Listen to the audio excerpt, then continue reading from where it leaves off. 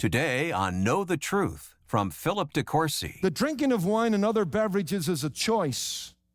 But like all choices, we've got to weigh them up. Alcohol has no real value whatsoever compared to the evil it could cause me or the damage it could do to my family. Prudence seems to argue to me, why mess with it?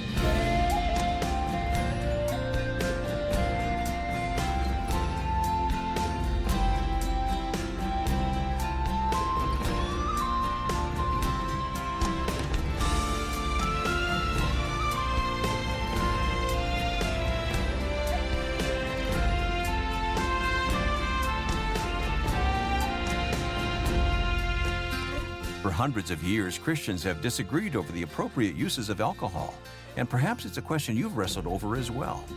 Today on Know the Truth, Philip De Courcy shares reasons for choosing abstinence not as a mandate, but as a wise preference. The ancient book of Proverbs is filled with practical wisdom for everyday life, and today we'll look at what it has to say about the potential pitfalls of drinking with the conclusion of a message titled, Dying for a Drink. If you need to catch up on earlier parts, visit ktt.org.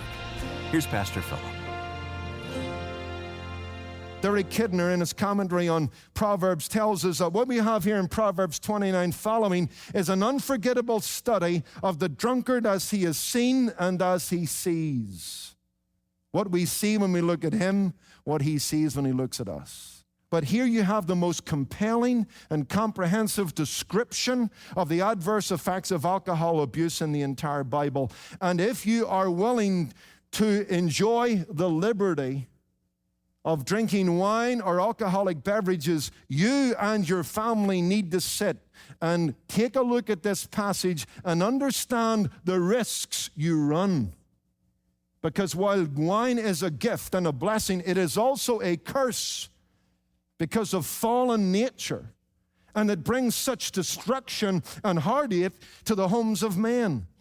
In this case, the man of Proverbs 23 took a drink, the drink took a drink, and then the drink took the man.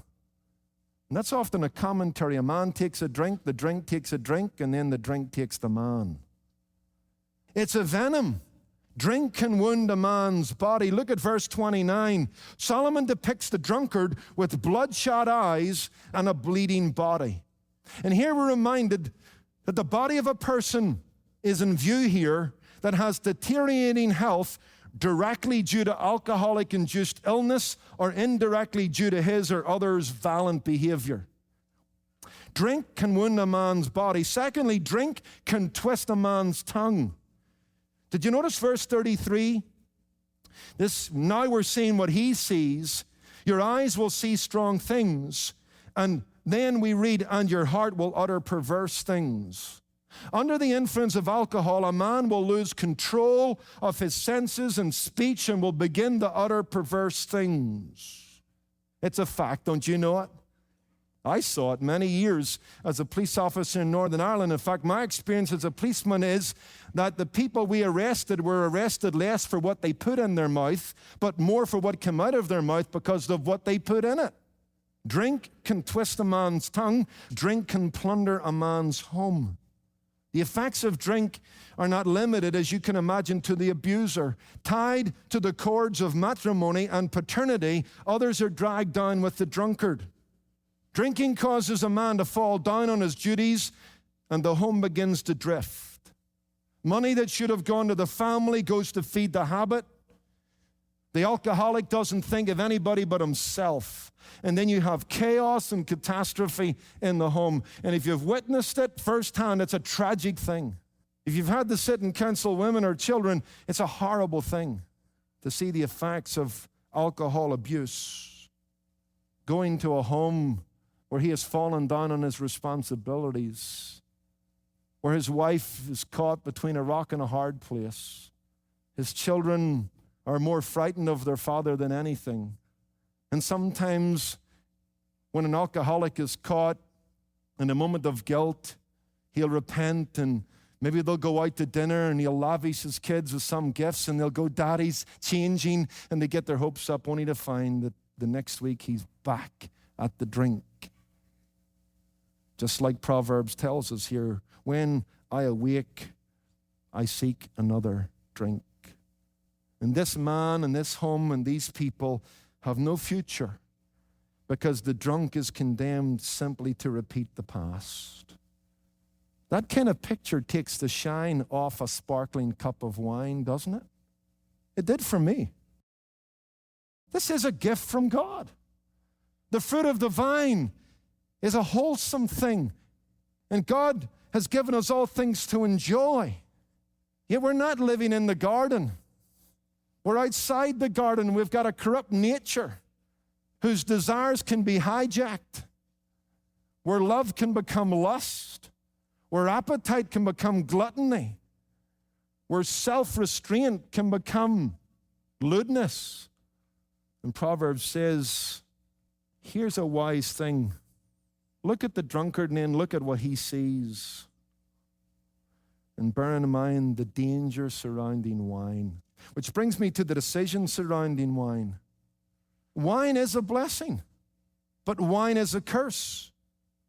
Rightly used, it's an elixir of life. Wrongly used, it's an accelerator of death. It is a biblical liberty to enjoy. But conversely, it is a liberty that if you're not careful can become a bondage.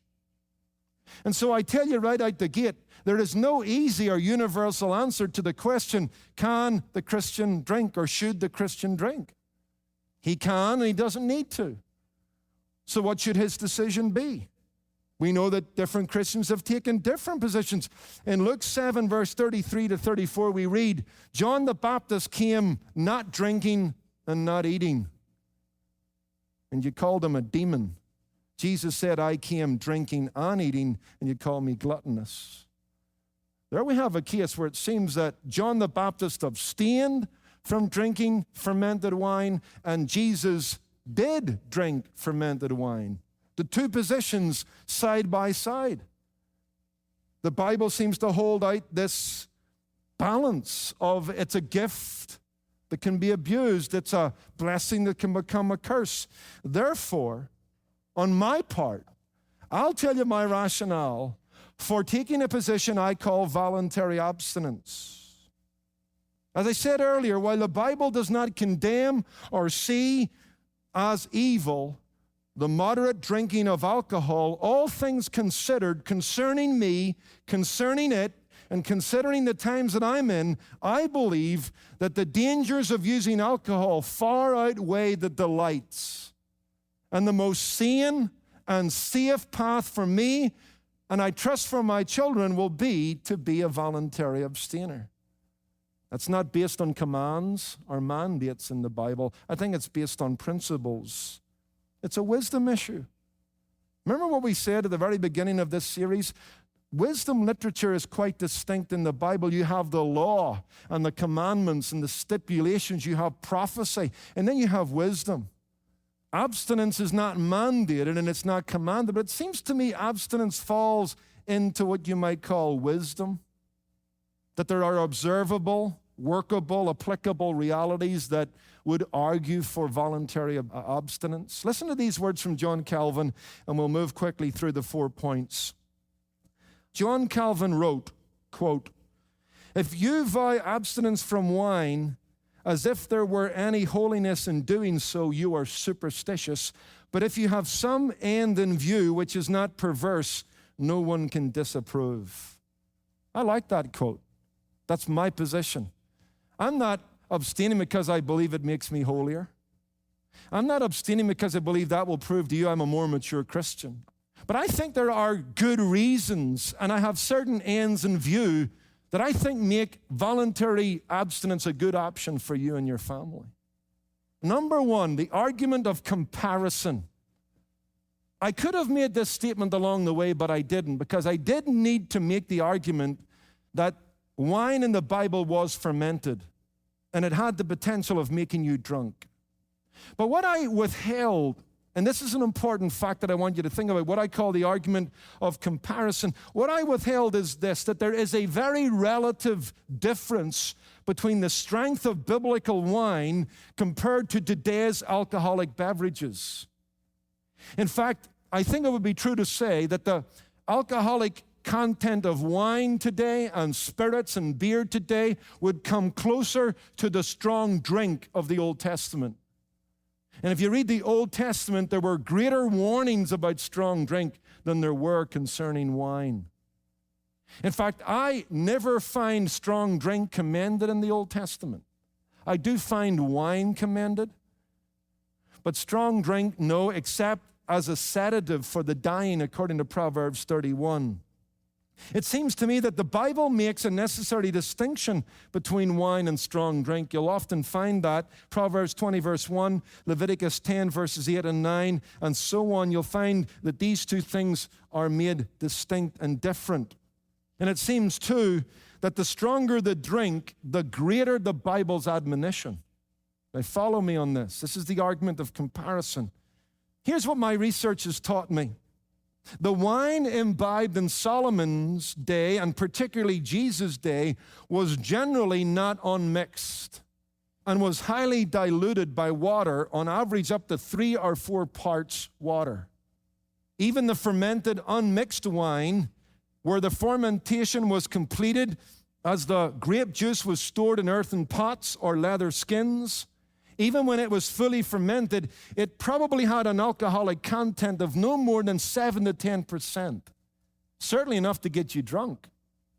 And that's why we have the warnings in the Bible about getting drunk with wine in biblical times. But here's the point. It is much less than today's liquor. Remember, distillation and the fortifying of wines and beers and spirits is something that was brought about much later in history. And in general, I think it would be true to say that fortified wines and distilled spirits today have an alcoholic content of anywhere between 20 and 40% proof, some way beyond that.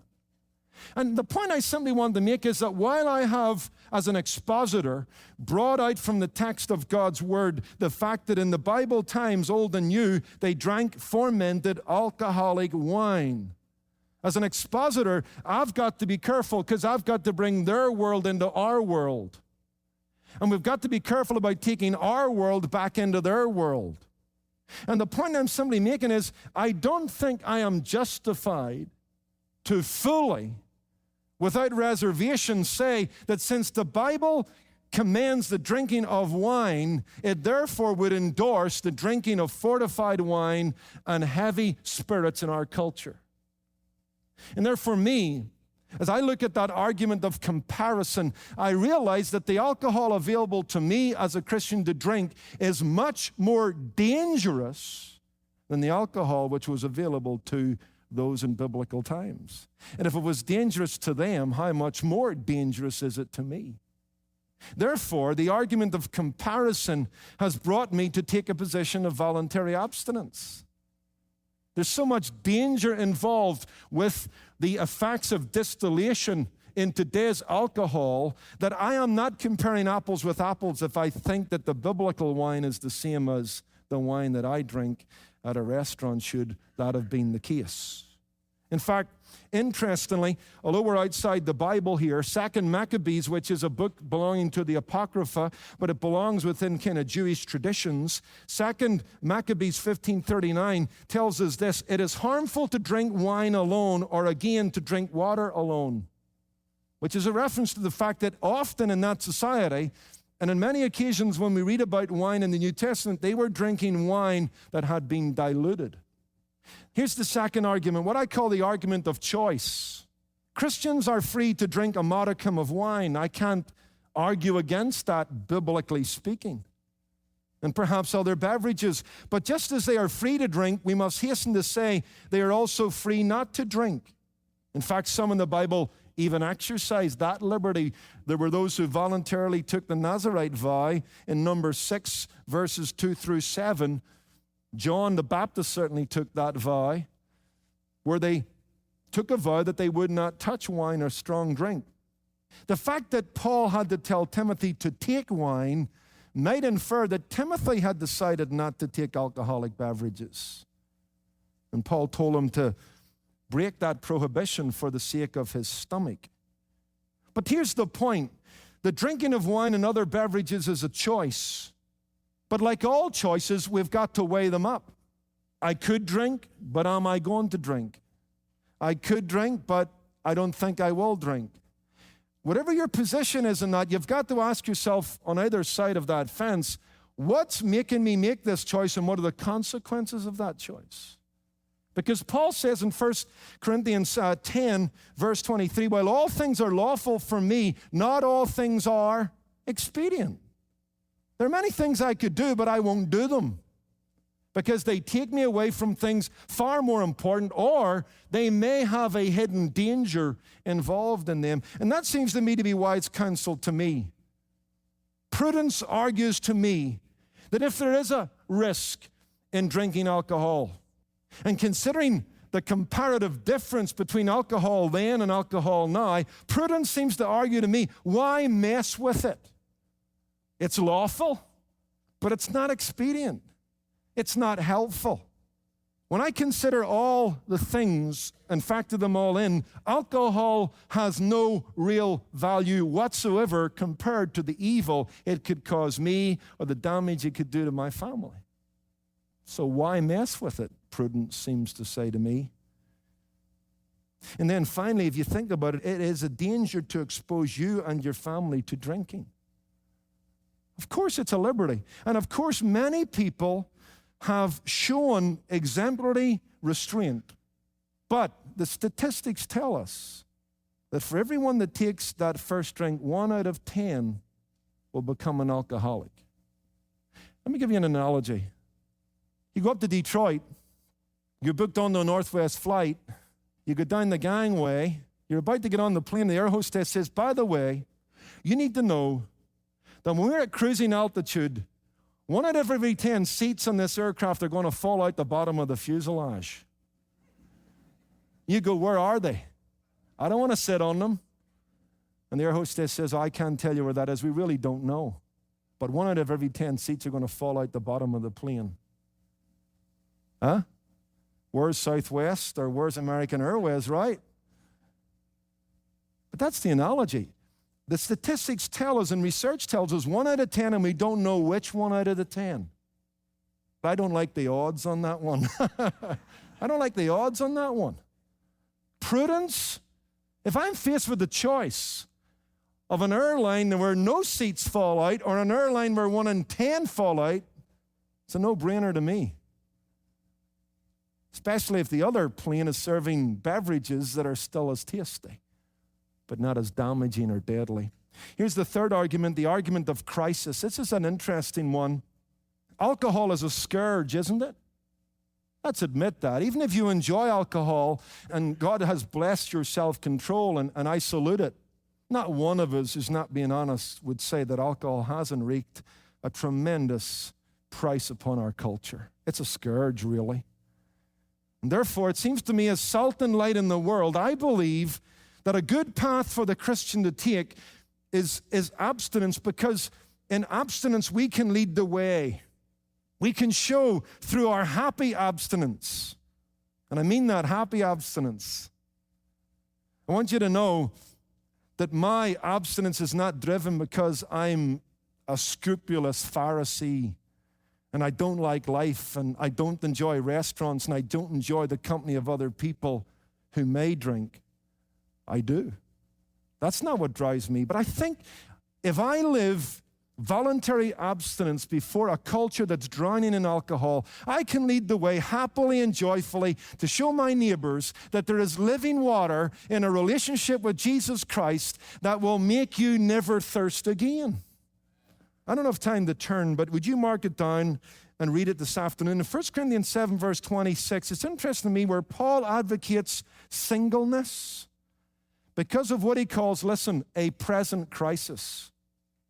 And what we can tell, reading the commentators, is Paul anticipated that in that region persecution was coming.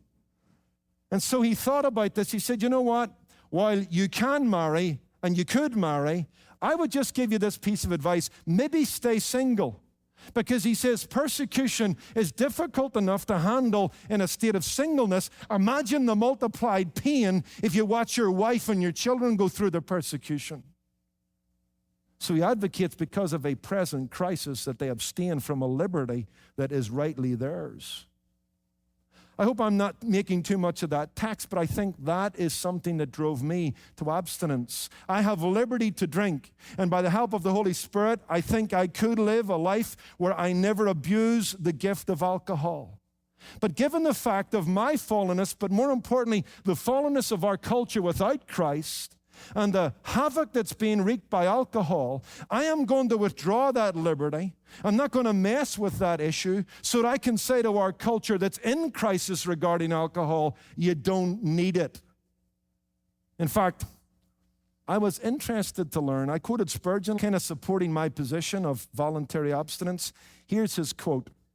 I abstain myself from alcoholic drink in every form, and I think others would be wise to do the same, but of this each one must be a guide unto himself. That's exactly a position of voluntary abstinence. Spurgeon is saying, I've decided not to drink. I can't make you take that position because the Bible doesn't allow me to do that, but you be guided by your convictions and your conscience. Mine has brought me to a place of abstinence. That wasn't always Spurgeon's position. Did you know that? Spurgeon once drank even as a Christian. Here's what he said some years earlier. But though I am not a total abstainer, I hate drunkenness as much as any man breathing, and have been the means of bringing many poor creatures to relinquish this bestial indulgence. I was talking to my friend Phil Johnson this week. He's an expert on Spurgeon. He's actually got a website dedicated to Spurgeon's ministry and sermons. So I said to Phil, can you explain to me how Spurgeon was an abstainer and then beforehand he was an abstainer? He said, yeah. He said, for many years Spurgeon drank and had no problem with it. But then as the temperance movement in Victorian England took root, and Spurgeon saw the damage that alcohol was doing to the homes and hearts of the Victorian English, he decided to voluntarily abstain in the midst of that social crisis to send a message to his culture. Seems to me that's a good argument. And that concludes our 4-day study on a controversial topic. You're listening to Know the Truth, a message from Philip De Courcy titled Dying for a Drink. Only a few more days remain in our study of Proverbs, and it's possible you've been looking for ways to introduce a friend or family member to this program, or maybe share the good news of Christ with a friend. Well, this practical series contains relevant wisdom for any walk of life. We've titled it, That Makes Good Sense, and the complete set is available on our website. Go to ktt.org or download the KTT app or podcast. Just search your app or podcast store for Know the Truth with Philip De Courcy. At Know the Truth, one of our goals is to equip other believers to live in the victory Christ offers us. And that's why each month we offer various resources in addition to our radio broadcast. This month, Philip has selected a book that's sure to encourage readers whether they're new or seasoned Christians. It's titled, A Dozen Things God Did with Your Sin, and 3 Things He'll Never Do. Designed for the average believer who may feel unfit to serve God because of their sin, this book helps believers understand how God banishes our sin so that we can let it go too. If you or a friend could use some encouragement, this book is for you. But tomorrow is the last day this resource is available, so don't delay. Request your copy today when you donate any amount to Know the Truth. Call 888-644-8811 or give online at ktt.org. And while you're on our website, you'll find instructive and inspiring resources like Pastor Philip's Truth Matters devotional, which challenges believers to embrace God's unchanging word in an ever-changing world and live each day for His glory. You'll also find links to our Facebook, Instagram, and Twitter pages so that you can stay up to date on all things Know the Truth and easily share the gospel message with others. I'm your host, Wayne Shepherd. Be sure to come back tomorrow for an important message titled, Filled with Spirits or the Spirit. Join Philip De Courcy Friday for Know the Truth. Today's program was produced and sponsored by Know the Truth Incorporated. Jesus said, You shall know the truth, and the truth shall make you free.